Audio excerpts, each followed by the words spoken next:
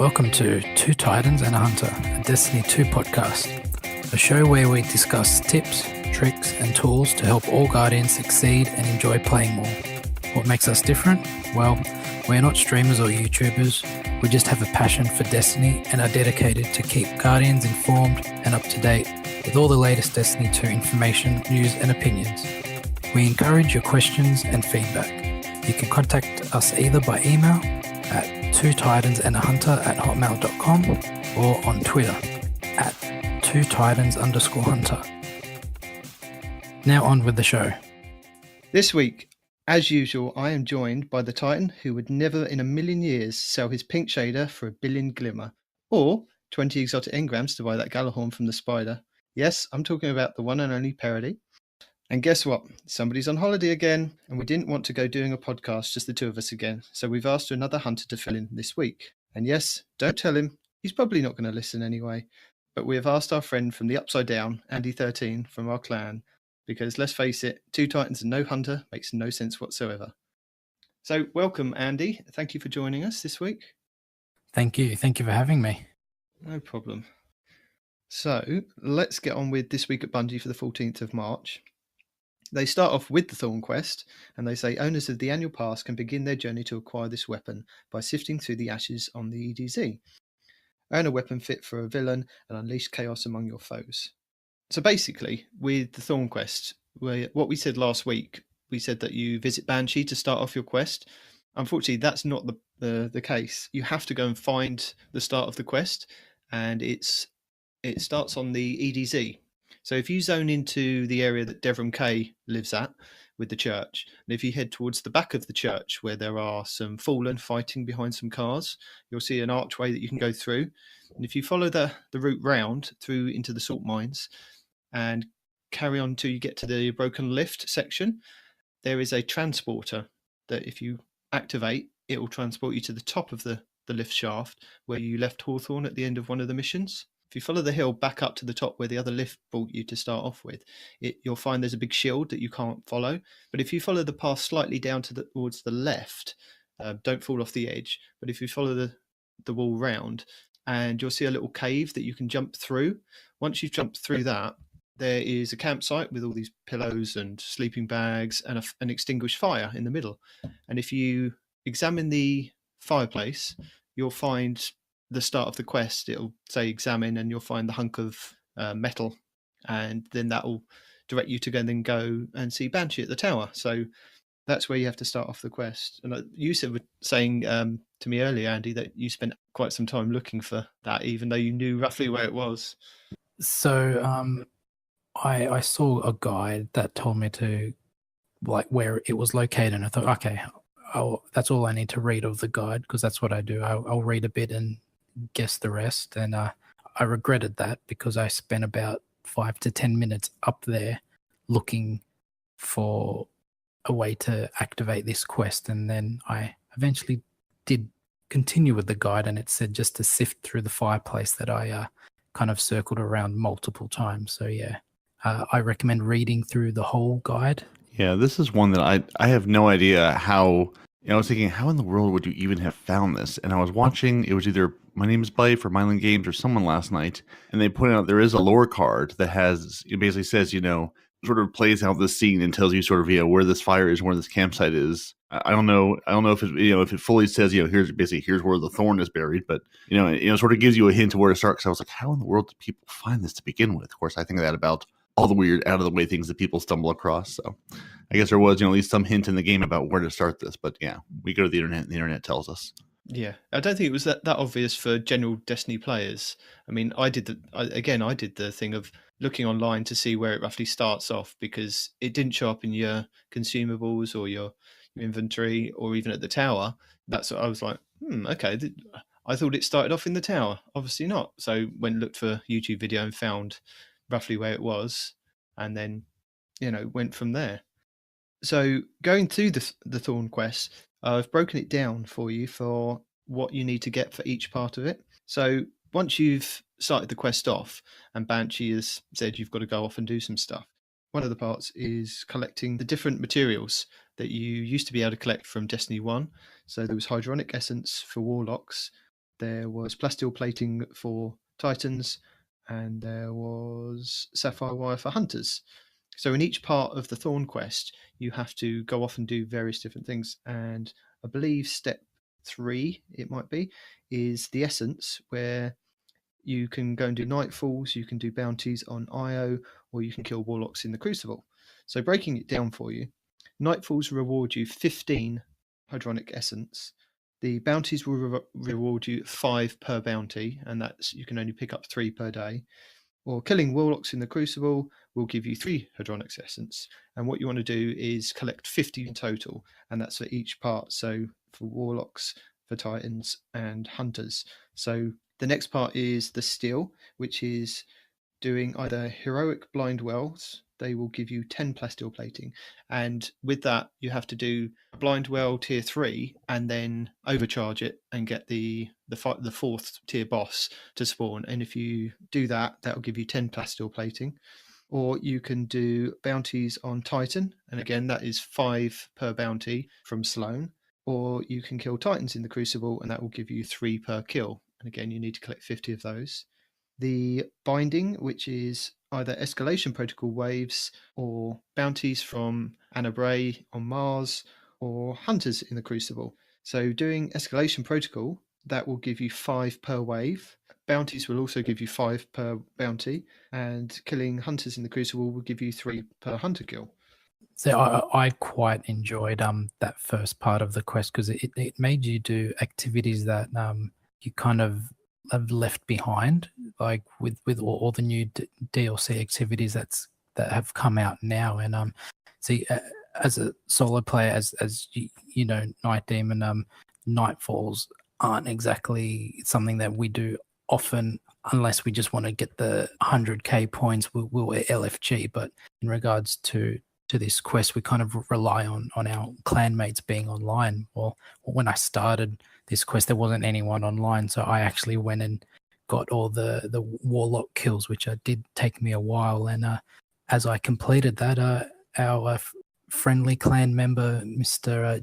G-Dad, hopped on, and I thought, well, I guess I can do the rest of the quest with him, which was good. But we both of us did the Nightfalls together, and then we moved on to the Blind Well, which went pretty smoothly because of this quest. Everyone's in Blind Well, so it was great. It was great. Everyone's basically doing all the activities, and then the Escalation Protocol. It was the first time I've ever done Escalation Protocol with a full 9 players in the server, which was amazing. We just breezed through it. It was great. It was great. It was good to see all the players still playing the game, even though it's old activities. They're still there, which is good that this bounty has pretty much brought the players back. Yeah, and I think even with the Escalation Protocol, if you keep hopping from server to server by zoning into whichever zone, either Anna or back down the back end of it, you'll find at least 3 or 4 people doing it even before this quest came up. So you should get lucky and find a group. If not, if you kick off wave 1, you should be able to do wave 1 and somebody will help join in, or even if there's 2 of you, you should be able to get wave 1 done. And even if you just keep repeating wave 1 over and over again, that will give you the 5 items that you need per wave. You don't have to go all the way up to wave 7 to complete it and then restart. You can do wave 7, pick up the bounties from Anna, and that will give you 15 for the bounties because you're doing kills on Mars in the same place. And then you do 7 Escalation Protocols, and it will soon go quite quickly. But yeah, I think that it might be a problem later on if you're kind of trying to do this quest, say in about 6 months' time. It may be less and less people, but in 6 months' time, people's light's going to be a lot higher, and you should be able to complete a lot more of these events near enough solo. When I did the Blind Well, there was nobody there, and I kicked it off. Somebody joined, and 2 of us got to the bosses. And when I first did it, I was a hunter, so I was doing blade barrages, and the blade barrages automatically take down the ogre's shields on week 3 anyway. And then automatically, because I've got the charge from one of the knights, it regenerated my super extremely quickly because I did the blade barrage with the shards of Galanor on. and just kept repeatedly doing that, got the bosses down, and the two of us completed like the wave 3. And then as soon as we'd done that, funny enough, other people suddenly zoned into the area, but we'd kind of got to the level 4 boss, and that was quite quick. Peroty, I think you were saying that you'd done some parts of the quest, didn't you? Yeah, and I've sort of had the same experience you have. Like every time I go into a blind well, whether I'm alone or with a fire team, I'll just go ahead and start off. Like if I'm totally alone, I'll start off maybe at tier 2, because it seems like usually by the time you're at that, at least by that second place you have to capture, someone's zoned in help, and sort of escalation protocol is the same way. So I don't know if Bungie is saying, hey, there's one going here, let's put more people in your instance, or if they're just showing up randomly. Don't know, but it seems like it works. Yeah, so I've gotten through the first part where, again, I didn't have anyone to run a Nightfall with, so I murdered a bunch of warlocks in the Crucible, and then got that step done. Then I headed back to Crucible to go murder some of my Titan brethren. Got that done. Also did some blind well, because it's funny, when I was trying to hunt the warlocks in the Crucible, couldn't really seem to find any warlocks. Same thing with the Titans; they all seem to sort of just disappear. It was all hunters and warlocks all of a sudden. So I got those parts done. Now I just need to work on my good old void kills in the Crucible with my hand cannon. So I'm going to grab my either my Akelos or I think I have a Kindled Orchid that's void, and go in there with everybody else with their void hand cannons and shoot everybody up. It's been a fest of void hand cannons this week. Yeah, and that's one of the steps, isn't it? With you have to go into the Crucible, and there are several weapons that you can use. There is, like you were saying, the Kindle Orchid from the Forges, the Ikelos hand cannon that you can get from doing Escalation Protocol, or there are a couple of other ones that you can get. I believe Lucky and Buttwhite pointed out that you can get the Thin Line hand cannon, and I'll link a video from where you can farm that in the EDZ. They show you where to go in a Lost Sector to kill the boss and hopefully get a Thin Line hand cannon to drop. And again, that drops as a void energy one. You don't necessarily have to use a void hand cannon if you haven't got one, but it will give you more points towards doing the kills. Also, doing Iron Banner or in competitive will also give you more points. You'll also get more points for repeatedly getting precision headshot kills. So if you get precision headshot kill and then you get another precision headshot kill, especially in competitive, it will bump up your percentage quicker. I believe somebody did work it out. It might have been on Reddit that if you stay in quick play and you just get the kills, I think it just boils down to kills. You have to get 500 kills in total, which is roughly what the original Thorn Quest was in Destiny 1.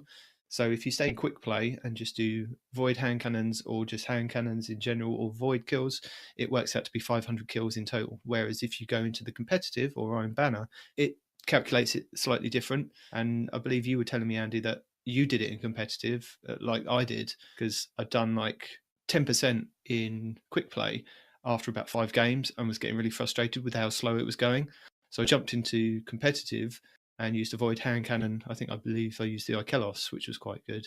And I went from spending, I think it was only about 2.5 hours in competitive. I mean, I wasn't cared about whether we won or not. I was just caring about getting the kills, and I'd managed to complete that part of the quest quite quickly. I mean, I'm not the best PvP player, but you were saying you had the same kind of experience, didn't you? Yeah. So I started off in quick play, and I felt like I did a match where I got 20 kills, and I left it, and I had completed 4%, and that just made me think something's not right. So I moved into competitive, and it just felt so much better.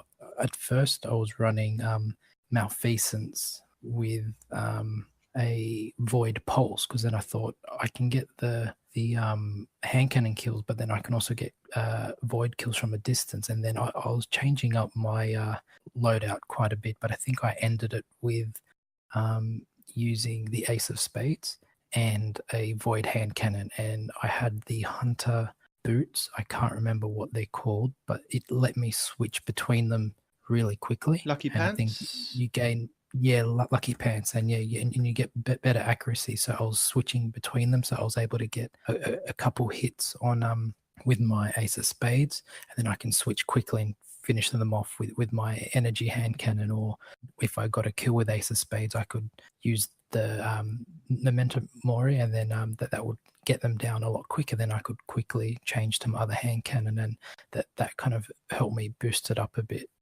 Cool. I think the last part of the quest is the Chasm of Screams.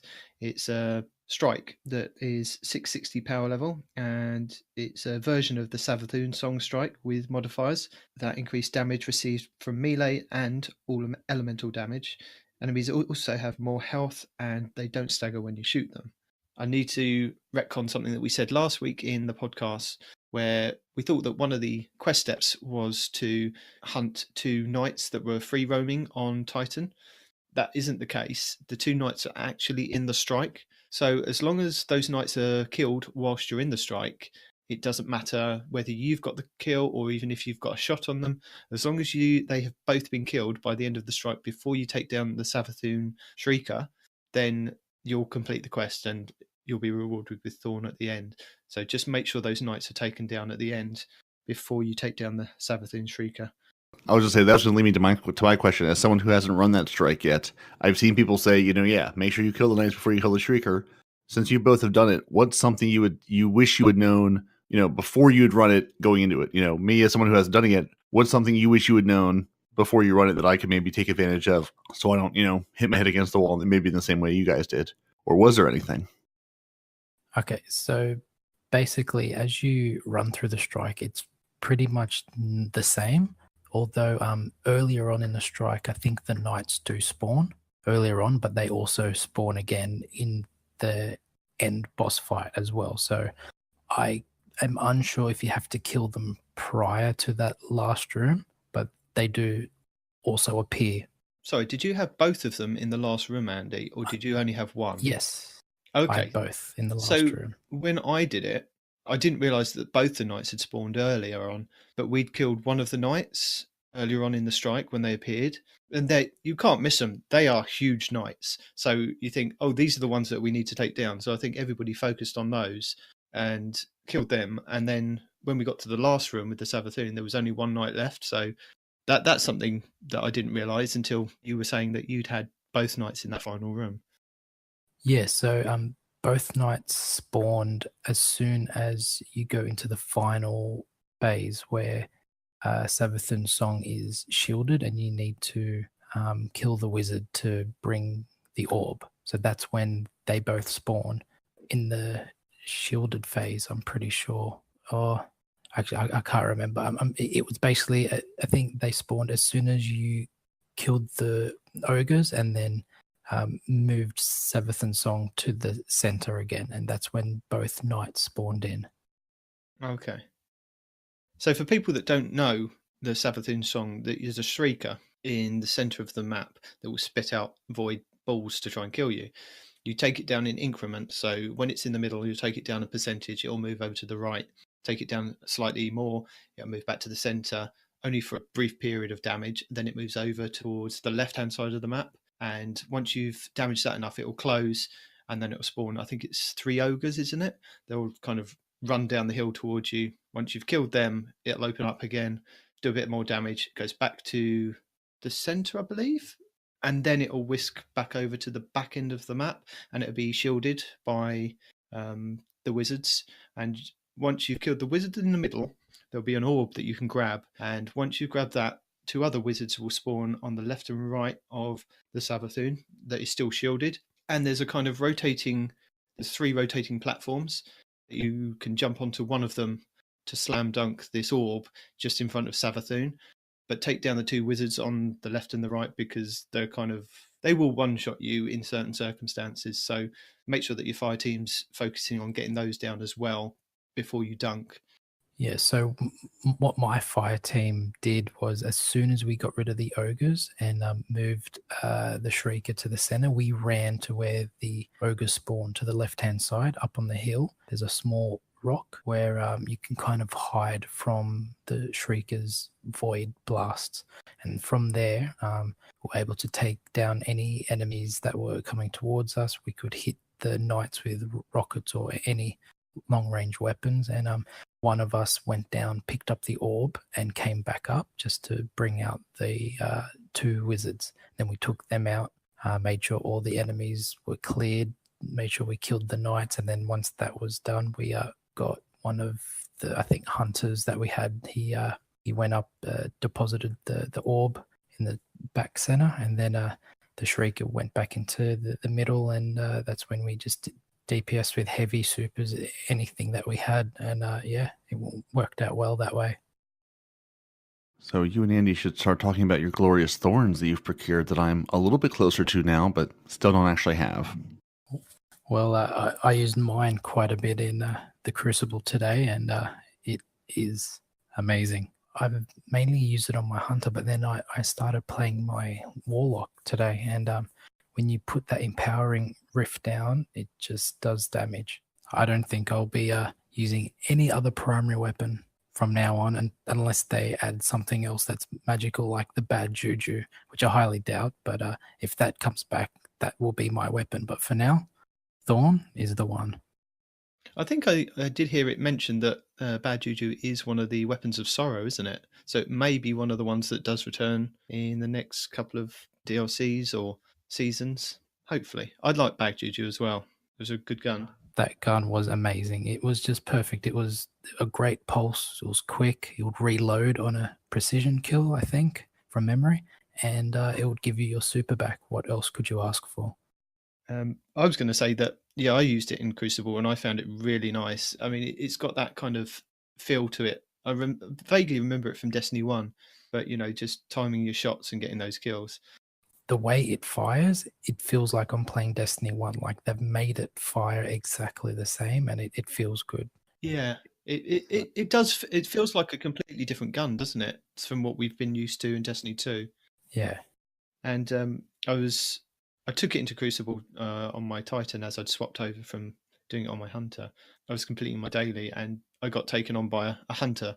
And he seemed to be very upset that I had the Thorn. And, you know, he bounced all over the place, swapped to his shotgun, and then shotgunned me in the back of the head, and then teabagged me. So I spent the rest of the match finding him, killing him with the Thorn, and then just emoting him just for the pure fun of it, because, you know, you don't teabag. No. See, teabagging isn't part of our clan culture unless we are in a team together and someone teabags one of us. Then that gets thrown out the window, and we team bag that particular player for the rest of the match.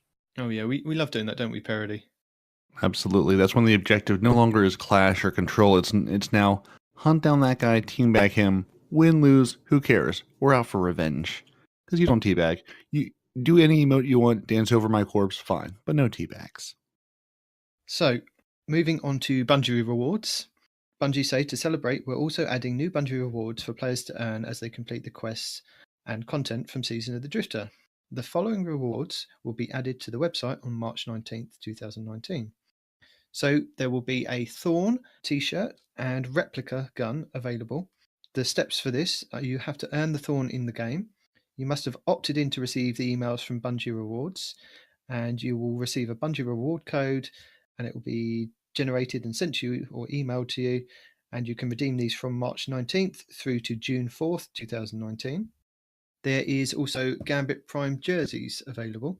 So the requirements for this are to win a Gambit Prime with a single complete set of Notorious armor. So that is the tier 3 set of armor. So you have to have a full set of that for a single roll. So you can't mix and match. It has to be the full set of one set of armor.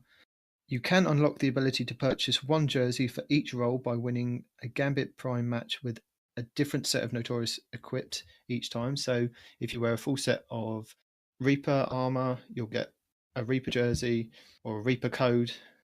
Collector full set, you'll get a collector code, and so on and so forth. So there's 4 different jerseys that you can collect. And again, they'll be available from March 19th through to June 4th, 2019. Moving on to the Allegiance quest. Peroty, do you want to take us through that? Sure. So the Allegiance quest, this was our opportunity to either throw in our lot with the Drifter or stand with the Vanguard. And me being the ever-dedicated Titan to the city, I've thrown in with the Vanguard. I'm sorry.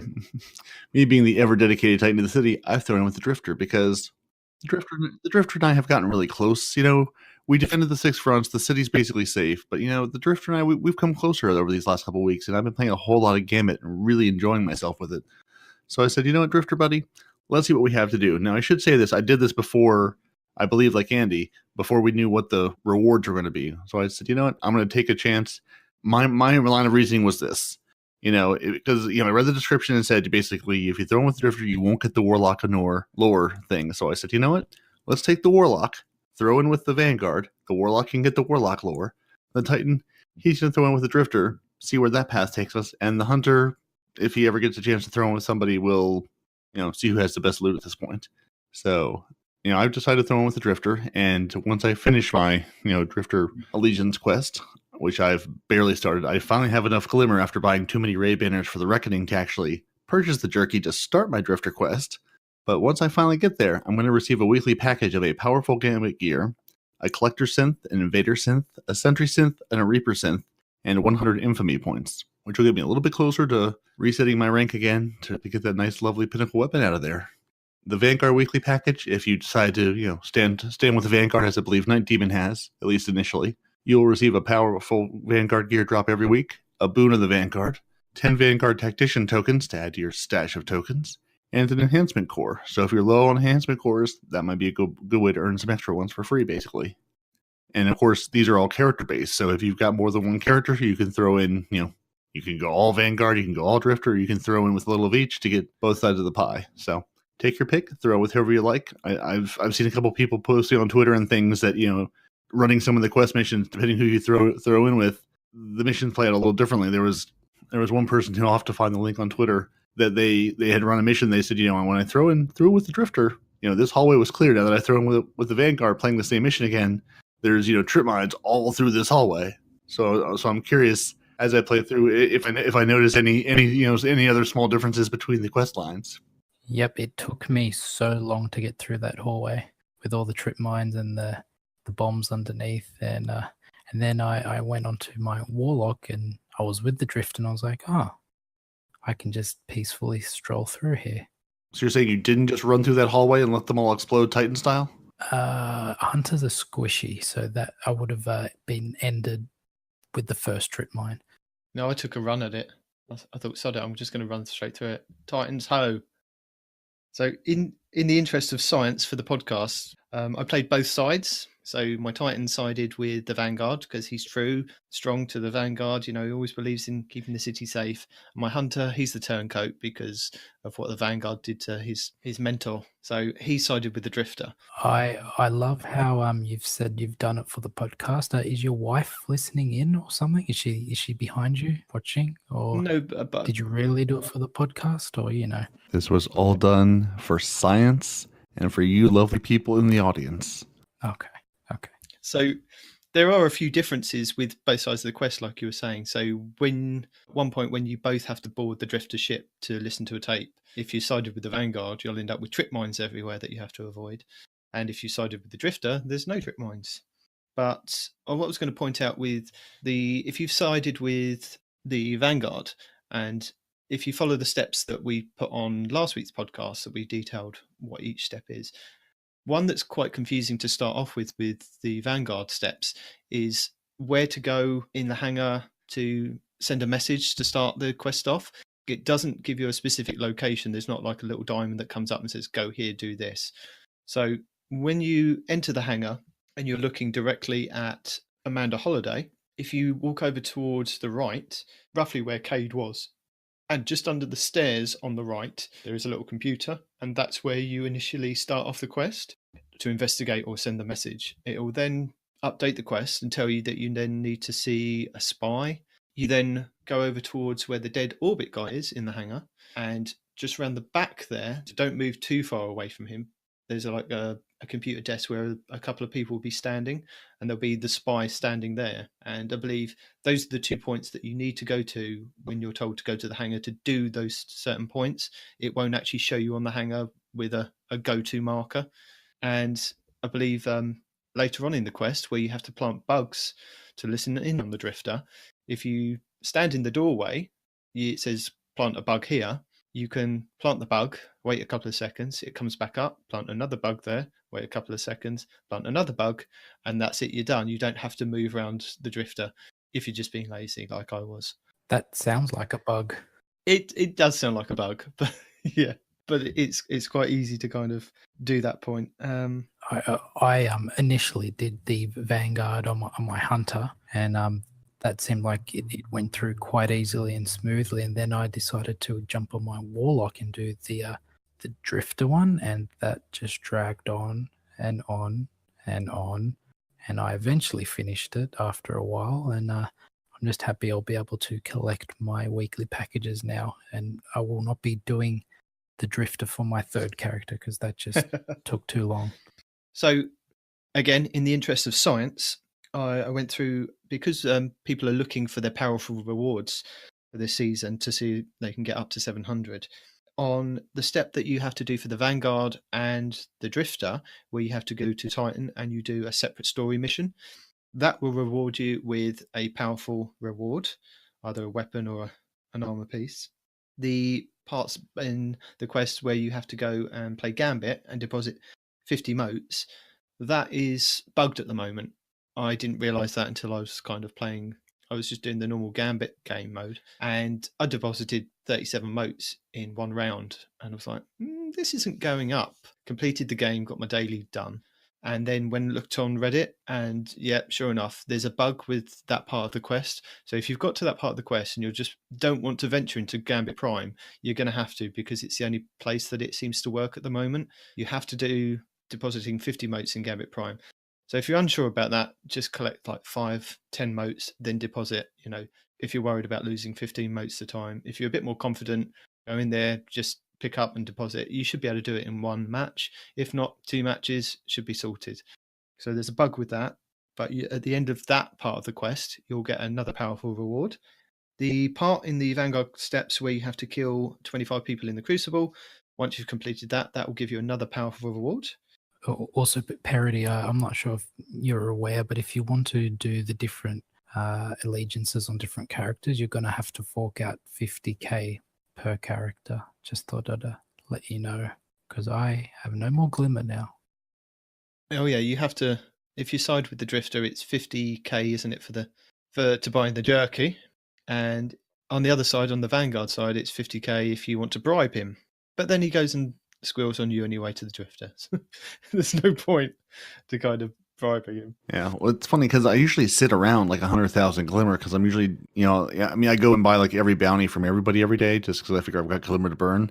And of course, again, I went and bought a bunch of raid banners once I realized, you could put those in the little circle in front of the Reckoning before you jump into it to give everybody full ammo and full supers. So I was like, oh, let me throw down, 60,000 Glimmer and raid banners. And it was like, oh, you need to spend 50,000 on this item. I'm like, well, we're gonna have to grind. Or have to use some of those. What are they? The finest is the finest matter weave, or the other one that gives you the shower of Glimmer. So I used a couple of those to try to get my Glimmer back up because I was broke.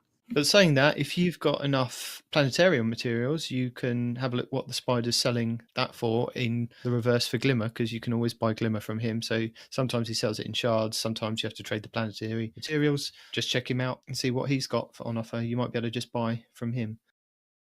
So, the Reckoning. Andy, did you want to take us through that part? Sure thing. Last week, Reckoning Tiers 1 and 2 went live, bringing players to the plane of the 9. Tier 3 is now available, opening the chase to fully unlock your Gambit Prime perks. I have not ventured into this, but eventually I will. This activity will have a power level requirement of 680. Players will need to fully upgrade their synthesizer to enter. Modifiers are also active in this playlist, so be ready to mix your arsenal up for the challenge. Matchmaking will continue to be available if you're looking to take on the challenge without a pre-made fire team. Things may be a little trickier though, without strategy or communication, so prepare for some white knuckles as you race the clock to eliminate the darkness. Cool. And they're not wrong, because I've jumped into Tier 2 a couple of times, again, just as a solo player. And it's a little frustrating with the matchmaking because, you're in there, and I usually end up, being in the actual, second tier where once you've cleared the ads in the first area and you're trying to get up the bridge. And, so I'll go in, I'll dunk my mote in the bank, and I'll jump in and then join my fire team buddies there, my random blueberry fire team buddies. And, yeah, it's like we're always in some level of disarray. So, so I haven't actually gotten through Tier 2 yet. I think I'm about 6. I think I'm pushing 670 on my Titan finally. But, yeah, I appreciate that there is matchmaking in this. Otherwise, it would just be a thing I would almost never be able to do. But I think the matchmaking, I don't know if they should, I don't know how to do it so you're not penalizing the people who are already there, but it's very hard to sort of jump in as people are already dead and respawning and trying to get a good successful run out of this. So have you guys been able to do, tier 2 or tier 3 since it's dropped? And have you had, success with it? Like I watched Glad 2-man it with a, tether hunter and a warlock with the Nova bombs, and they got through with 2 people. I can't get through it with 4. I've been grinding through my power very slowly, so I've only done tier 1 at the moment, but I've seen Nitedemon kind of blasting through these tiers like they're nothing. Well, that's semi-true. When I first started it last week, the beginning of last week when I was leveling up my hunter, and it was one of the last things that I left to do because I wanted to get my light up as high as possible, and I believe my hunter, I got him to about 685 before I went into the tier 2. And I started off with trying to do tier 2, but I'm not sure whether it was the people that it was matching me up with or whether it was the fact that we didn't have the communication. But after about 3 or 4 attempts, we couldn't even get past the first or second bubble. So I kind of left that, came back out and did a couple more powerful rewards, went back in with a little bit more light and a little bit more experience from knowing what to do at that point, and I think I changed my loadout because I think I'd ultimately gone in there as a tether because those were my highest light items. But then I infused a couple of bits and made myself into a Shards of Galanor because it was a solar burn, and used that over and over again. And we managed to get up to the top of the hill, then got to the Shade of Oryx, which was really confusing because when we were talking about it last week, you'd gone through the fact that it was go through a portal and then you end up in a darkened room like Alakul from Destiny 1. And there'd be 2 humongous knights with axes that would be trying to kill you. And you'd have to find a hermit, kill him before you could then do damage to the 2 knights. A bit like the Gambit Prime mode where you'd have a pool of light pop up in the floor and you could only do damage then. We then got transported over to a separate platform where you had a Shade of Oryx. I believe he's like an emissary of Oryx. Killed him, and that went pretty quick with a burn. I think everyone was kind of using solo at that point, and we did it quite quickly. And then I stuck with the same guys, and we just went through it 3 or 4 more times to upgrade my synthesizer. And yeah, that was really, it was good fun at that point because I think where we weren't communicating, but we all kind of knew what roles we were doing. I believe I had a solar warlock with a rift. We had a bubble titan. I was with the blades, and I think there was another titan with throwing hammers. And yeah, it just went really good, and we kind of found the chemistry after a while and got going. And saying that, I then played again today to level up my titan. I went in there at 690, but I also found the problem that I had last week. I was talking to Andy at the time, that went in there, and yes, we got to the top of the bridge, but then we weren't doing enough DPS on the boss at the end. I mean, I was going around trying to kill as many ads as possible because they were interfering with what we had. And it took somebody to leave and then another warlock to come in with a rift to kind of then sync the team up. That everybody else then suddenly knew what they were doing, and we got through it after that. So yeah, I mean, it's been enjoyable doing the tier 2. I'm excited to now try and see if I can do a tier 3. Might not be able to get time before the end of this week, but definitely I'll try next week. So yeah, so getting back to our, go look for the knights. They'll be waiting in the room for you. Someone on Twitter, bumduck_Egypt, asked Cosmo and DMG saying, "I'm not sure if you guys are aware, but tier 2 of the Reckoning is spawning the likeness of Oryx instead of the 2 knights. Is this bugged or intended?" And Cosmo responded, "This is intended. The Reckoning will alternate between encounters week to week. So it's going to be like doing the escalation protocol or the other team match made events where it's going to be a different boss every week. So it'll be a little bit I think it adds to the replay value, makes it a little more interesting than just going in and killing the same knights every week. So I'll be curious what we have to look forward to for that. And I'm also very happy with the Reckoning that they have made some changes to some of the modifiers in there, because I remember I tried to run tier 2 of the Reckoning when it was, I believe, Glass and Brawler at the same time. Let me tell you, those thralls love them some Brawler. We were just completely overwhelmed, and I think that's part of why my attempts at tier 2 didn't go nearly as well as they could have, because we were just getting destroyed by the thrall. So they are making some changes to the Reckoning modifiers. Bungie says, "In early playtest at the studio, Prism proved to be more challenging than intended in the higher tiers of Reckoning, and we plan to remove it in the first patch proactively. When we launched last week, we collected some fairly positive feedback with Prism and wanted to react quickly and remedy that change. Since Glass seemed more problematic, we wanted to take action there too. Tentatively planned for hotfix 2.2.0.2, we will be replacing Glass with Prism. Tier 3 goes live tomorrow, so we'll continue to monitor feedback and make adjustments. Obviously, Tier 3 is now live, but I'm very happy to see that Glass is no longer going to be in the modifier pool. Prism, while it can be a little annoying, definitely wasn't as bad as Glass, so I'm happy to see that change. So, Zur is back this week. He's got his Invitations of the Nine, formerly called the Zur Bounties. So again, if you're thinking Zur Bounties, now think Invitations of the Nine. So, when Zur, by the time you hear this, Zur will be gone. So I hope you made him this week and, found him there on Titan. So to begin, you'll need to track down Zur. In addition to his exotic inventory, he'll also offer a quest item for you to complete each week for up to 9 weeks. Each week you engage, you'll be invited to learn more about the Nine and unlock lore pages to dive deeper into their story. He did indeed bring us an invitation quest for 9 legendary shards. You can pick up that quest, and it's a pretty short quest. You're going to go collect basically bits of Taken, bits of Cabal, bits of Fallen. You're going to run the Lake of Shadow Strike. So basically, run your Lake of Shadow Strike. That'll get you all the Taken bits you need. And then I headed over to the Trostlands and to the EDZ and got my Fallen and Cabal kills. I hop between the Trostlands and between Firebase Hades when the Cabal just didn't feel like coming back to the Trostlands anymore. Like they had heard they were all being killed there. So knock that out, and then once you do finish that, very short quest line, you're going to go into your Gambit menu, and right below the Gambit Reckoning, you're going to see a symbol of the 9 right below the Reckoning. So it's going to say Mystery and Potential, and you're going to hop in there, and I don't want to totally spoil it if you haven't gone in yet. I don't know if you need to complete these before Zur leaves or not, but I'll just say once you jump in, it looks very similar. You're going to be on the hall, you're going to jump through the portal, you're going to go to the Reckoning, and you're going to get wrecked a little bit because you're going to meet the emissary of the 9. She's going to be there, and she's going to tell you a little story about the Drifter. And we'll link in the, if you haven't played it yet, we're going to link some videos from Island Games and from My Name is Bife. There are spoilers. If you can't do it, haven't done it, if you're on vacation this week, it'll show you the cinematic and the story parts you missed. But yeah, she's there, and you're going to have a little talk with her. And I think I got a bit of a scare when I jumped in and saw her waiting for me. I don't know about you, Andy and Nitedemon, but it was a little shocking. Again, not trying to give too much away. I had to change my underpants after that. It was, quite shocking. Yeah, it was fun to get. And again, we got a little bit more about, who are the 9, what are the 9 up to, what do they want, and, what's the trial all about, what's the deal with the Drifter all about. And before we get too far from, go get your invitation to the 9 quest again. It's only 9 legendary shards. It's good fun. It's, the first week of 9 weeks of this, so we'll see where it takes us. But Zur also came back this week, and of course, with good gear that I'll go over briefly, because again, by the time you hear this, Zur will be gone.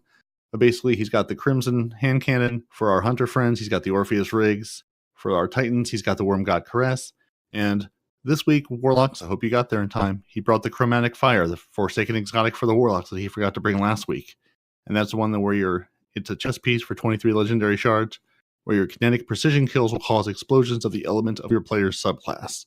So, could be fun. I just got it to drop right before Zur's shoulder this week, so I haven't had a chance to play with it. But it seems like it could be an interesting one if you're going to be getting headshots, which I am not. So, for those of you that don't know who or what Zur is an emissary of the 9, and he visits like the Destiny 2 players on a Friday and stays till reset. And you have to go and find him somewhere in the world map. He can either be on one of the base planets or in the tower. I believe that he doesn't show up on Mercury, Mars, the Dreaming City, or the Tangled Shore, but he could show up on any of the other planets. And his location is always the same on that specific planet, but it will rotate from week to week. So some weeks you may find him in the tower, some weeks that you may find him in a cave on Io, on Titan, as he was this previous week. Normally about 10 minutes after the reset on the Friday, there'll be a Twitter post or there'll be a YouTube video saying where he is, what he's got. So keep your ear to the ground and you should be able to find him. And like Peroty was saying, he brings exotics and he'll bring one for each class each week and an exotic weapon. He will also bring a fated engram. It will reward you with an exotic that you don't currently have, but it's only working for the base exotics at the moment. So it won't reward you for anything that you're missing for the Forsaken collection, but anything before the Forsaken, if you're missing one of the base exotics, it can drop one of those. So it's always worth trying to visit him because he can show up with something that's really cool. I mean, when he showed up with the Insurmountable Skullfort, the exotic Titan helmet, he came with a bonus to, if you got melee kills, it would give you more super energy. And if you then put that on one of the shoulder charging Titan subclasses, every time you get a shoulder charge kill, it would give you the normal amount of super energy that it would retain and the extra bonus. So sometimes he brings really good rolls of exotics, and like we were saying, it's something that's in the game to help new players get into the game and get the exotics that aren't dropping for them.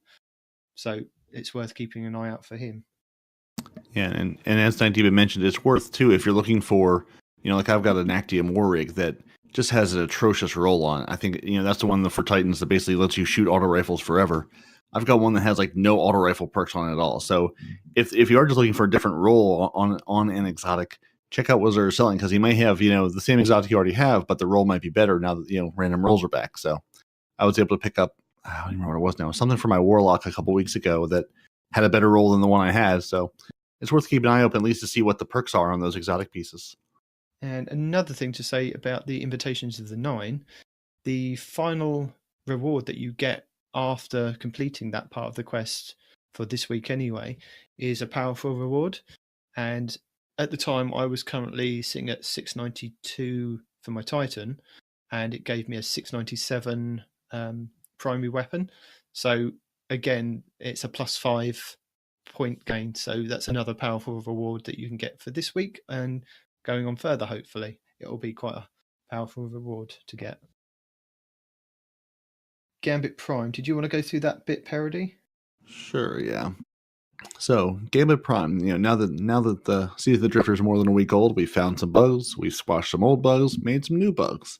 Bungie said, we were tracking down some of the bugs to squash and some quality of life changes to address. We'll be deploying hotfixes and updates along with backend server changes to keep things fresh. Here's a quick list of changes specific to Gambit Prime, and the Reckoning that are currently in flight. And then they made an update to the TWAB at 2:20 p.m. on the 14th of March, saying, with the release of this very blog article, Gambit received some updates to matchmaking. Gambit is a team-based activity, and as such, players who are in pre-made fire teams have a communication advantage. To offset that advantage, we've raised the internal skill rating of pre-made fire teams to pull in higher skill enemies to fight against. With this change, even as a solo player, you still have a chance. Plus, your other match-made fire teammates should be higher skilled as well. Solo players of low skill should expect to match other solo players more frequently. Higher skill players will also match teams much more frequently. And also, there has been a small change to the Gambit Prime synths. So shortly after the release of Gambit Prime, players began filling their inventory with Prime Armor synths. Tentatively planned for hotfix 2.2.0, players will be able to exchange a stack of 5 synths for 100 Glimmer with the Drifter. The intention of this isn't to give players a means of acquiring large amounts of Glimmer, but strictly to help address inventory issues. Yeah, so by the time you're hearing this, you should be able to dump your big stacks of synths, and your matchmaking should be a little bit better. And again, I've jumped into a couple of Gambit Prime matches this week. And again, I did jump into one match. It was a stack of 3, or a 3-man fire team and another 3-man fire team, and then I was a random along with one other random. I've jumped into a couple where there was groups of 2, and I've jumped into a few where it's been all 8 of us as solo players. So I mean, I can't say for sure, hey, this patch has definitely worked, but I'm definitely noticing when I jump in solo, there's a lot less big teams, or if there is a team of 2 or 3 or 4, if there are teams of 2 or 3, they're also matched against other teams of 2 or 3. But more often I'm jumping into just, an 8-man free-for-all on 2 teams of 4. So I don't know if you guys have seen any changes to that or played enough to notice anything, but it seems like it's been a good thing so far, in my very limited experience. Well, I played a bit today, and I didn't get stomped, so I guess that means it could be working. We'll call that a win.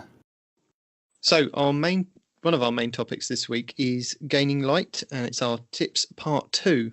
So there's a couple of breakdowns on top tier engram drops and prime engram drops and where to get those from. So I'm going to run through where you can get the highest light items and where you can get mid-tier items and low-tier items. So starting with the top tier, Scourge of the Past will give you +6 to +9 light, but that's only valid up until you're about 670 power level. Black Armory, the Ada-1 powerful bounty frames, will give you +6. Again, only available until you hit 670. After that, they're going to be significantly dropped. I believe that Scourge of the Past will drop about +5 light, +4 past 670, and the same with the Black Armory. But again, you have got to have completed the Bungee Forge for those to work. Otherwise, you're going to be missing out on some of those powerful frames. Prime Engrams, again, +5 to +7. They're random. It can be whichever, and there doesn't seem to be a cap on what light you are for those, so they can be quite a high item to get. The mid-tiers, their drops either at a +3 or a +4. So completing 4 matches of Gambit Prime will get you a +4. The Gambit Prime Weekly Challenge will also get a +4. For 4 Reckoning wins, that's a +4. And that's guaranteed a helmet drop. So you can kind of figure that into, how you're trying to build your light. So if the helmet is the thing that you need the most, go for that. And if it isn't, and you've got other things that you need to get before your helmet, kind of try and pre-plan it. Reckoning Weekly Challenge, again, that's a +4 progression to hit 100% on that. So Tier 1 grants 10% per completion, Tier 2 grants 20%, and a Tier 3 will grant you 30%. So you can either do so many Tier 1s, so many Tier 2s, or only 3 Tier 3s and 1 Tier 1 with that. So that will get you a +4 reward. And Reckoning, for the first time on a character, you'll gain a weapon, and that'll be a +3 reward. Pinnacle weapons that you can get from Zavala or the Drifter from last season will give you a +3 reward for, so things like the Nightshade from last season or the Fusion Rifle, they'll drop at a +3 for this season. So if you're kind of working towards those from last season, they will still carry over and still give you a highlight item. So low tier drops provide at least 1% in increment for most parts, and sometimes +2 light. So the Black Armory Weekly Challenge, completing 2 powerful weapon frames, that will give you an armor piece, and now that armor piece is going to be like +1 or +2. But saying that, with Ada, if it's weapons that you need to start off with, think about what you're going to do first. So with Ada, you can pick and choose your weapons. So this week, currently, she has the primary bow, you've got the heavy sword, and you've got the auto rifle in your energy slot. So you can pick and choose. If you need one of those items to be high light, you could go to the forge, grind those out, get that, and that first weapon that you get will be a highlight item. So you can plan it around that. So if you need one in that specific slot, and then again for the second slot, you can then plan and then get the armor drop towards the end. So you can always save it, turn it in when you need it to, or do the forge when you need it to do, to get that armor piece to drop, and hopefully that will drop at higher light than what you already have. So weekly clan engrams, they can drop up to +2 light, and these are available from Hawthorne when your clan mates have completed Nightfalls, raids, Crucible, or Gambit matches together. Raid bounties, they can drop +1 or +2, and they're obtained through Hawthorne, where you'll need to complete the raid encounter with the specific mechanics, and everything else is at roughly around a +1 light drop. And I did a kind of a list of, if you say like me at the moment, I'm not touching the raids, I'm not going into the raid, so I'm working off of just being like a solo player. I mean, I'll grab LFGs if I need to, or go through the Xbox app and look at who's looking for a group there, like I did for my Thorn Quest. But ultimately, I'm playing it as a solo player to give you an idea of where you can just progress your light. So in counting these, I got 25 power drops without the raid. So you've got Daily Strike, you've got 3 weekly strikes, you've got Nightfall, 100k Nightfall, 3 story missions, you've got the Flashpoint, you've got the Flashpoint Heroic mission, you have the Clan Engram that you can collect just for yourself, 20 bounties from Ikora, the weekly Gambit bounty, Spider bounty, you've got Daily Crucible, Weekly Crucible, Daily Gambit, 3 normal Gambit games, 4 Prime games, 100% on the Reckoning Power bounty, Dreaming City 8 bounties. You've got the Ascendant Challenge, is part 1 of the weeklies that you can get from Petra. Weekly Dreaming City missions, So that's the specific mission, like the monastery mission. They rotate throughout the weeks, but they will all be different. But that will reward you a higher power item. Blind Well, 100% completion, and that is part 2 of the weeklies that you can get from Petra. And doing both of those bounties will then reward you with a higher light item or drop from Petra as a 2-point part. And then Shattered Throne this week, at least, you can get 3 powerful drops. So that's 25 drops that you can potentially get on this week anyway for doing those dailies and weeklies. And as I said, the Shattered Throne pops up every 3 weeks, but there are other things that have crept into the Engram pool, like we were saying earlier, with doing the Invitations of the 9, doing with your Allegiance quest. You're getting like 3 from each side of the Allegiance quest, definitely. So that's potentially about 30 rewards that you're getting. Plus you're getting Prime Engrams dropping in the meantime as well that'll help boost you. And with that, there's been a lot of people finding that they're getting duplicate drops of the same kind of, they're getting 2 shotguns drop, or in the same slot, or 2 like helmets to drop. That's me. So yeah, some people are finding this.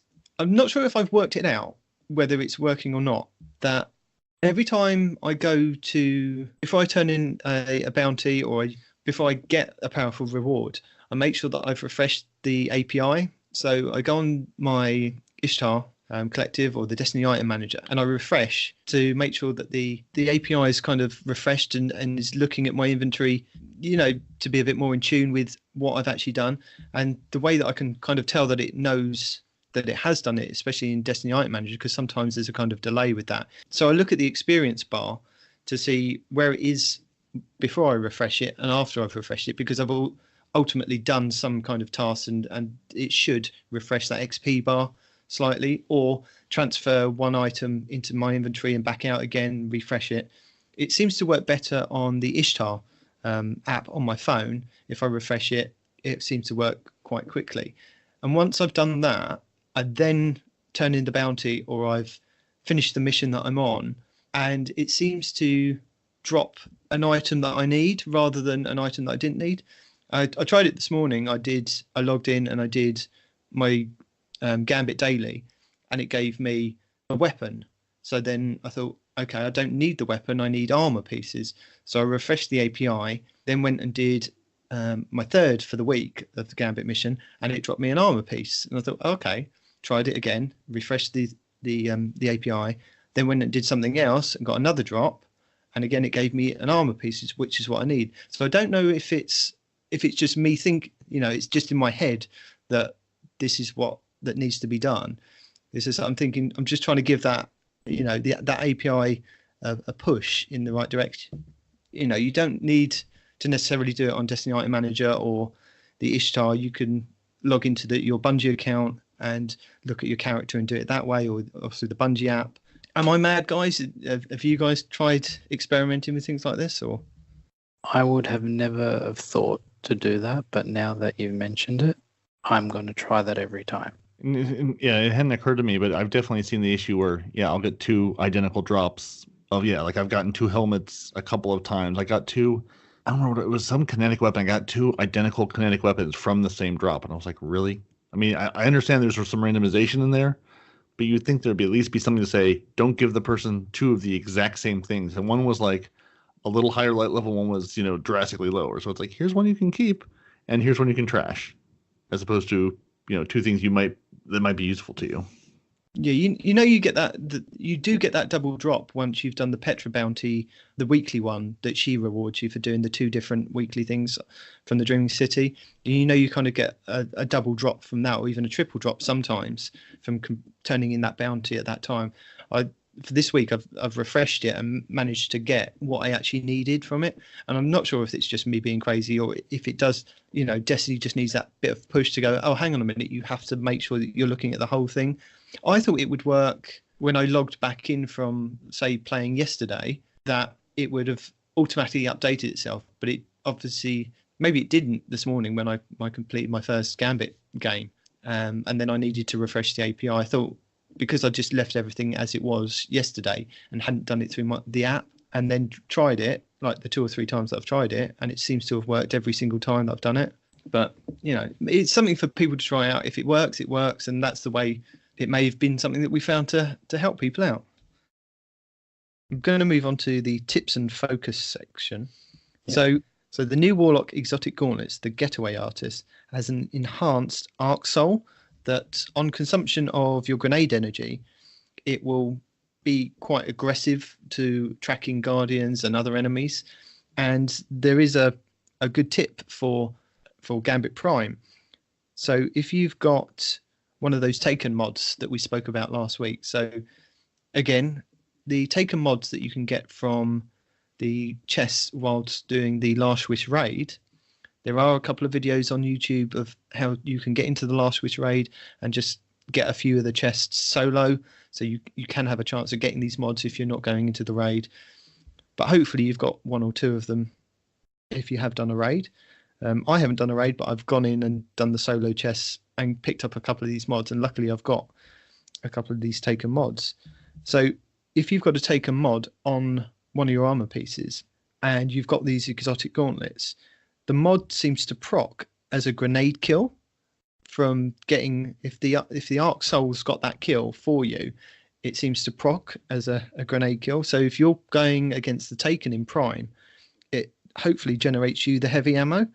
Unfortunately, there is a cooldown timer on, you can't constantly just keep killing those Taken, but there seems to be a trick to it. So if you get a kill and the heavy ammo drops, if you then drop your Rift, and that seems to zero the timer again, and you can get another kill. So there's a way of kind of bypassing that timer or the cooldown to getting heavy.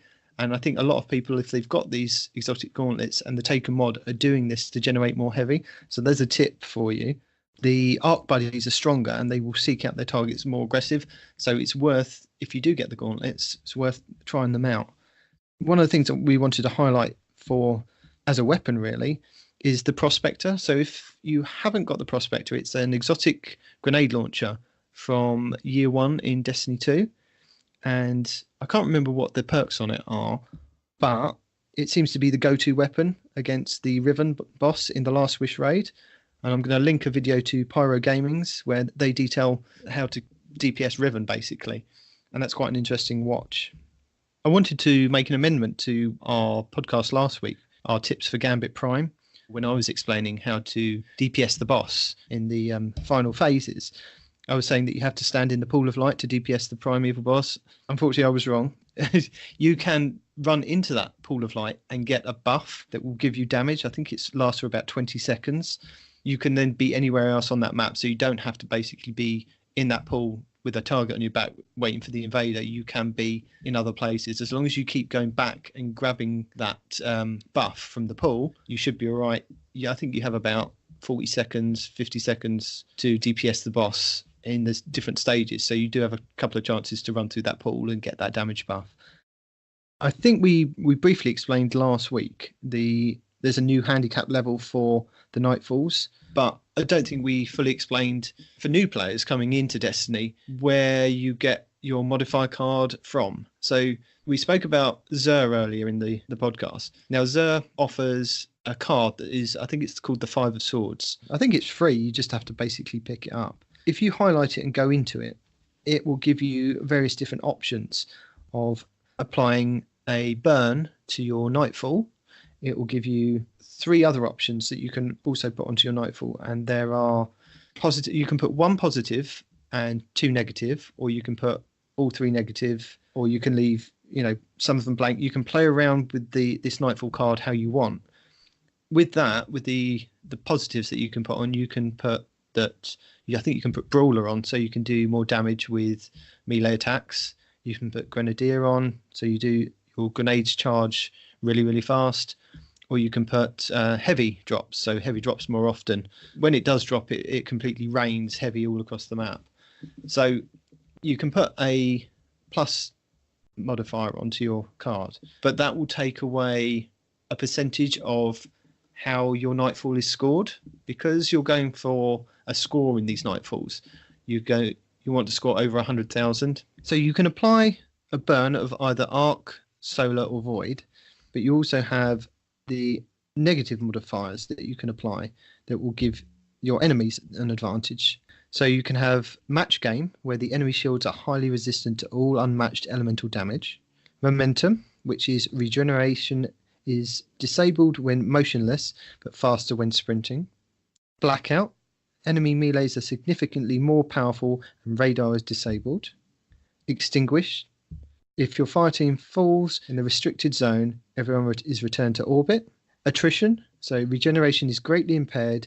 Defeating enemies may create wells of light on the floor, and you have to collect those to regenerate your health. Grounded, so damage taken whilst you're airborne is greatly increased. Famine, all ammunition drops are significantly reduced. Iron, which is enemies have more health and are not staggered by damage. So those are the negatives that you can put on your Nightfall Strike. And putting more negatives onto your Nightfall Strike will give you more percentage per kill. So in the Nightfalls, you'll get a percentage of a kill. So if you're at a 1% in your Nightfall and you get a kill, you'll only get 1%. But if you've got these modifiers on, you can stack them up to, I think it's like 9 or 10%. And you can increase your handicap damage and decrease your handicap damage. And at the moment, to over 100 for the multiplier to count, because otherwise you won't be getting enough high score to get the 100,000 Nightfall, and that will reward you with the powerful drop. So go to Zer, wherever he is in whichever week this is for you. As I said, this week he's on Titan. Pick up your Five of Swords card and have a play around with it and put the handicap above 100 just to see what multiplier you can get. I think there are a couple of YouTube videos out there. If I do find one, I will link it in the show notes of how best to set it up for you. I mean, there are certain things that you can have on the burns, although they give you an advantage, they'll also give your enemies an advantage.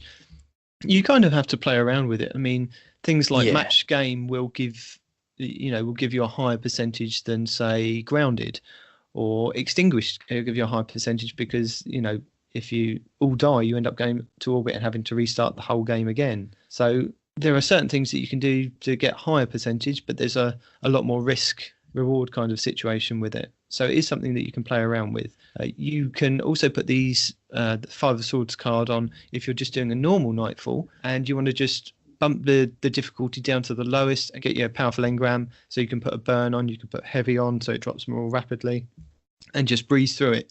I mean, there are a lot of solo videos out there, or if you're not confident with doing it solo, have a look on the LFG sites that we've highlighted, the 100.io, Destiny LFG and LFG.net, the dashboard apps as well. So if you're going through the Xbox, you can look under Destiny 2 and it will show you LFG or looking for game.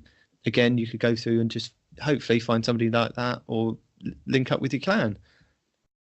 And another thing to note for the Reckoning Tier 2, if you don't like playing Prime, or you're sick and tired of playing Prime and hopefully trying to get one of the curated rolled weapons to drop, if you want to, and you can get into it, if you play the Reckoning Tier 2 and defeat the boss at the end, you have a chance to have a curated rolled weapon drop for you. This week I got the pulse rifle to drop, and I know a lot of people are farming it for the hand cannon because there are a certain good couple of rolls on the hand cannon that you can get. So yeah, if you don't like playing that, you have a chance of getting the weapons drop from Tier 2. And again, you don't have to deposit motes for that. You can just go in and hopefully find a team that are playing and get that weapon. I wanted to bring up something to discuss, basically. I've got a concern for the Tier 3 armor. It's now being available in Prime, and how this is going to impact the new players that are coming into the game mode, and how existing players who are not high enough to get it just yet, it's going to be hard for a Tier 1 armor build player who can only get a max of 6 to their armor with the synth going against a fully maxed plus 15 invader. And I know we went over it earlier that they said that they've adjusted the matchmaking, but I don't know how far they're going to adjust the matchmaking, because if you've got 4 individual players with that armor, is it going to then recognise that those 4 players have got that higher tier armor and they're not going to be paired up against people that are still at kind of the learning part of Prime? That's a good point, because but Bungie haven't really said anything about that, have they? Like that's definitely going to impact other teams and other players that have not been able to get that higher tier armor, which is I I guess we will find out, but hopefully they've looked into that. Hopefully. Yeah, I mean, I think it's going to be a deterrent. If it's something that's going to be, throughout the Gambit Prime matches, that you're going to be constantly matched up against these not higher tier players. I mean, they could be the worst players in the world, but they've got a full set of the armor. They've got all those perks available to them, and they're coming across and invading, or they're banking and they're killing, on their side. It's going to dramatically change the landscape for the game, and casual players aren't going to be able to compete with that. I think it's going to be quite hard for Bungie to select the players that have got those armor pieces, if they're playing solo, or even if they are playing as a team. If, say, you're going against a full stack team that have got the full set of armor against somebody who's got like just their clan mates that they're just going in to have fun, or they're just getting into the game, or they're just learning the game, that's going to be where the problem lies. And I'm not sure. I think Bungie need to come out now and say, this is what we're putting in place, rather than kind of, oh, hey, everybody's going to get to that stage at some point. Because I've only done it through like trying to figure out for the podcast of, how the Allegiance quest work and how the Thorn Quest works, and trying to build up my light at the same time, because I've had to get to the point where I can now do a tier 3 reckoning. But if I was just playing the game as normal, I wouldn't have been rushing to get to the higher light that I am now. I'm sitting at 690 for my Hunter.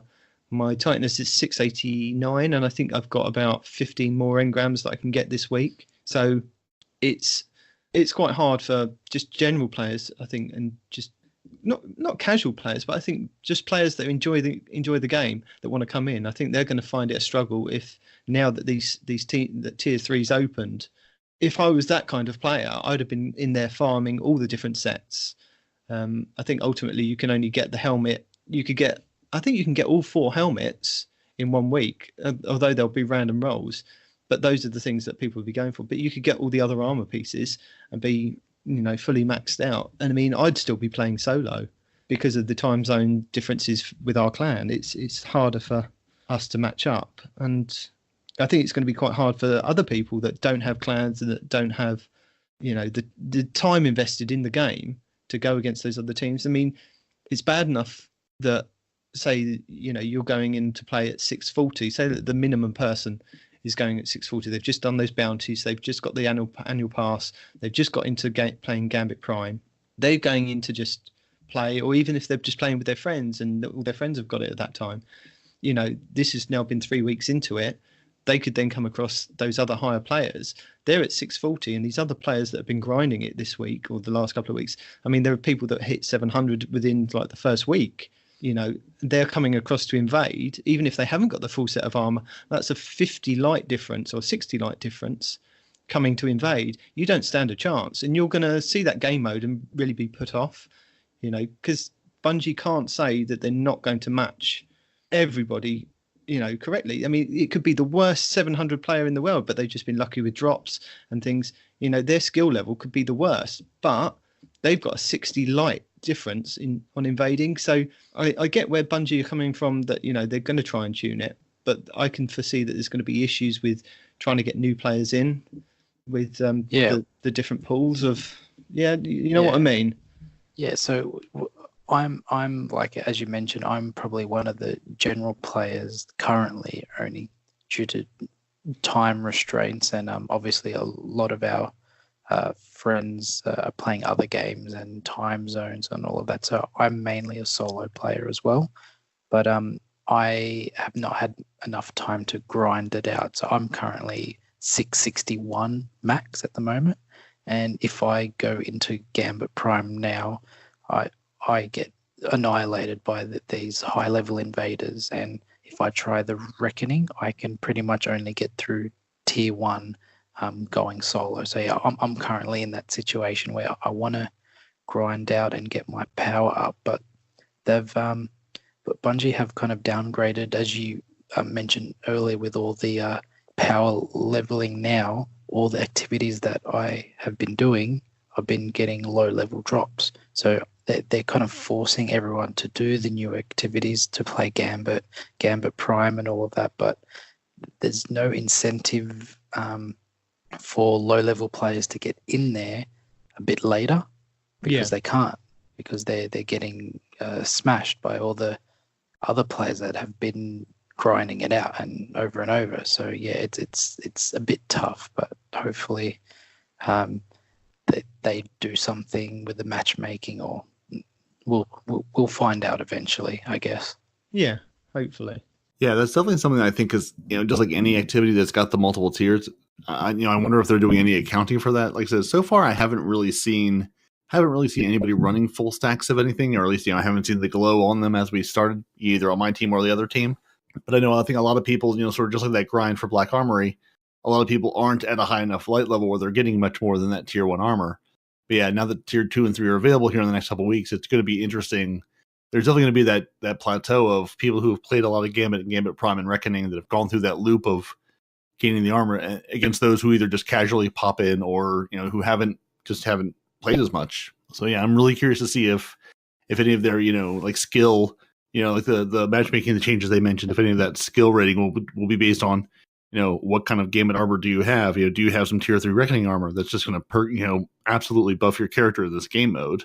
Yeah, it's definitely a concern. I'm curious to see. I want to say I assume it's something they've thought about, but I guess we'll find out. I guess we'll see when people are getting 400 kills as invaders in Gambit against teams of either level 1 or no tier armor teams.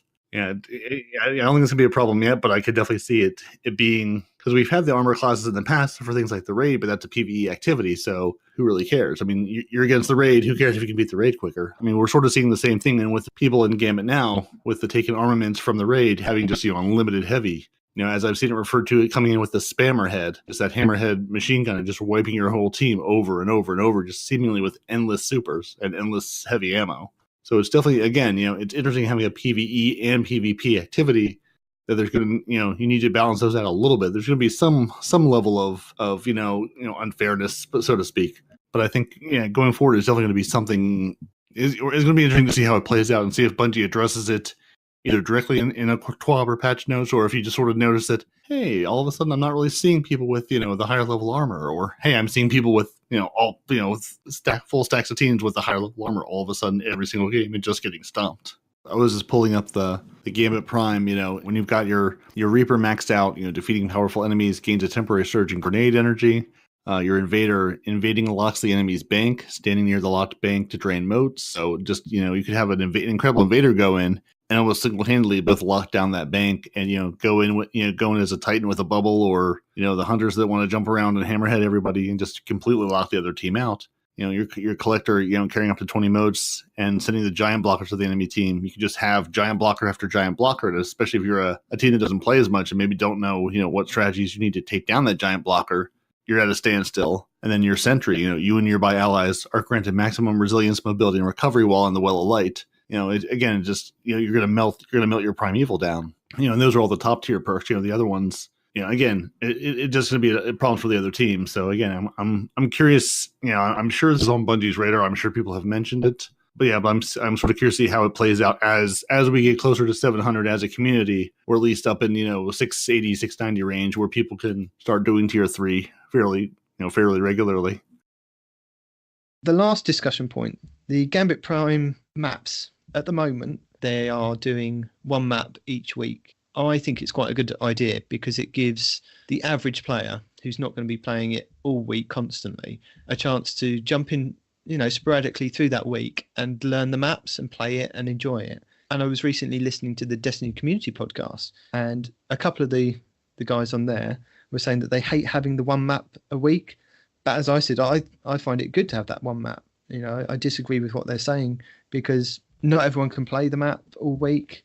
And for people like you and me, if we're just playing regularly and just jumping on, having a bit of fun, it's not something, you don't want to jump into one map and kind of being thrown that, this is a new map. And then the next day you log on, it's another new map. And you're like, oh, hang on a minute. I was just on that map and trying to, find my footing. In like the original Destiny Gambit maps, we all kind of roughly know those now because we've played them constantly. And I think it did help that first week, because by the end of that first week with that map on Mars, I knew roughly, where I could be, where the the envoys were coming in, or where the primevals were going to stand, where the pools were.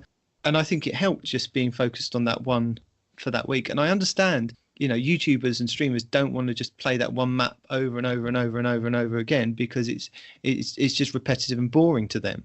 But I think for the average player that is just going to be there to enjoy the game, it's quite a good learning thing. So yeah, it's like the game isn't made for the YouTubers; it's made for the players. So most players want to learn in their own time, and they can do that if it's the same map for 1 week. They learn that map, and then they know what they're doing. Then the following week, if it's a new map, then that's great. They've got something new to learn. And what Bungie can do is 1 or 2 days a week, possibly even the weekend, can be like a random map day where it cycles through the maps on the 1 day kind of thing, where it's at least they've got 5 days of one map. Then maybe a weekend they can throw in all the other maps in just to mix it up a bit. Yeah, I mean, I think they'll eventually do that, but I think starting off people with this new game mode and these new maps, I think it's been really good and helpful for just the average player to just be able to do what they want for that week and learn and experience that one map, rather than being jarred around with different maps being loaded in. And yes, I mean, they could have played 2 or 3 games and had the 2 maps come up and learnt those maps, but I think it's personally, it's good to just have that one map for that 1 week. I really like having the one map because, again, it being a new map, it gives you the chance to sort of learn it and sort of figure out where things are. Especially it being Gambit, you're going to spend a lot of time on that map for Gambit Prime, even if you don't play Gambit Prime that often. Those matches take 10, 15, 20 minutes or longer to get through, so you're going to spend some quality time in these locations. I really like the new maps, and I really like that they made the decision to say, here's your map. Because when I first read the roadmap saying, hey, on this date we're going to give you this map, and then on this date this map comes out, I figured it would be 1 map week 1 and then 2 maps week 2, and then they go like that. But I'm kind of happy they just said it as this week you get to learn this map. This week you're gonna live on Titan. You're gonna figure out how these conveyor belts work. Try to figure out some call outs for people. Try to figure out when the invader comes, where they're spawning in from, where they're gonna take up positions. And honestly, I've just had a ton of fun with the conveyor belts. I love just running around those conveyor belts. Either getting to the primeval envoys quicker or trying to get to an invader quicker. I think the one map is fun, and it was sort of interesting too. With I know they had the bug in regular Gambit where like the primevals either weren't spawning or despawning. I didn't play enough to hit that bug for this week, but so I think regular Gambit was down to one or 2 maps as well. So it was sort of like going to Gambit, learn this map really well because for Gambit it was a bug, and for Gambit Prime it was here's your map of the week, and I really liked it. I think it was a good change. Yeah, see, I actually haven't even seen this new map just because I was focused on the Thorn Quest, and as I said earlier, I don't get to play as often. So when I do play, I focus on one thing until I achieve it, then I move on to the next activity. So I might try this new map in the next couple days or so, and I guess I'll try learn that as well. And that's a good thing. Why it's good to have it for a whole week, because not everyone wants to play that activity all day, every day. They've got their other things that they want to do. So it's good that I can hop on tomorrow or the next day and just jump into it and learn this new map, and then I've been able to play it then. Yeah. We have got a couple of tips, guides, and videos for you to check out. So I'll list them in the show notes, but there is a Sentry tip guide by Red King Almighty from Reddit. So he goes through, what to do, where to position yourself, and it's quite an interesting read. So I'll link that in the show notes.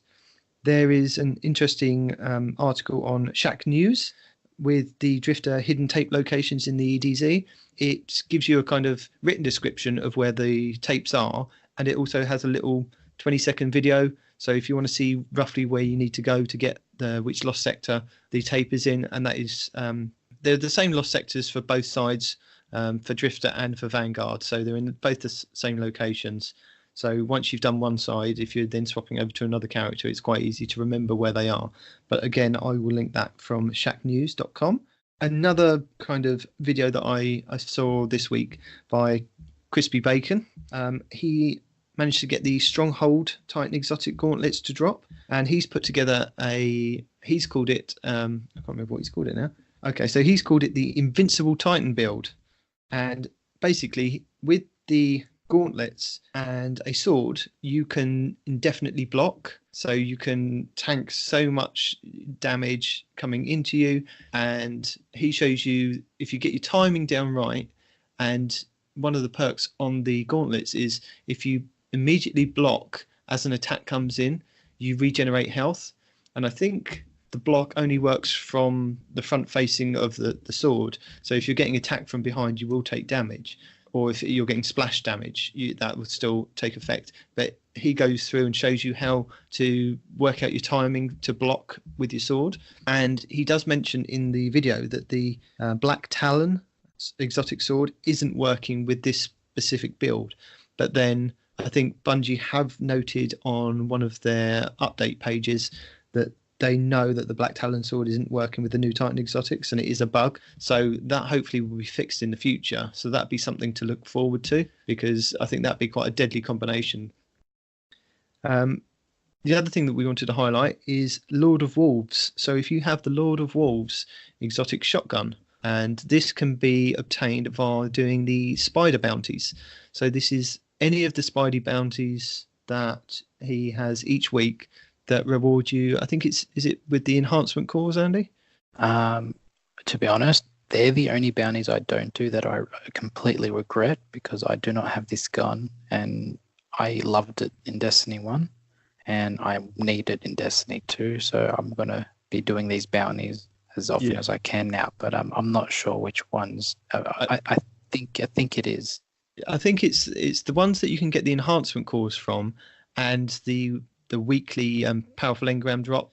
Once you've completed those and turned those in, you do have a chance at the Lord of Wolves to drop. I will link a video by Cheese Forever, who has got a Lord of Wolves full ammo exploit that you can do, and you can do this in Gambit Prime and regular Gambit to max out your energy ammo just before the match starts, so you can go in there with more than what you're assigned to start off with. And there's a video by Eor, literally goes through every strike boss and shows you, this gun with the solar burn is fantastic. I've seen a couple of videos on the Lord of Wolves taking down the blockers in Gambit Prime really quickly without any effort. 2 shots of that rapid fire, especially if you kill the Hobgoblin first and get a kill, you'll proc the damage buff on the gun to then take out the taken captains who have a solar shield that, again, you're using a solar weapon, explodes their shield and does extra damage to them. Another shot and they're gone. So it's worth having that gun if you are a sentry and are protecting your bank. So I'll link a couple of those videos for anybody to have a look at. I will also link a Datto tip video, a couple of interesting things that he points out, basic things that, don't be silly in doing this and don't be silly doing that kind of thing. But again, it's a Datto video and it's quite interesting to watch. There is a Mercury Enhancement Core Farming by the Numbers by the Kevinator on Reddit.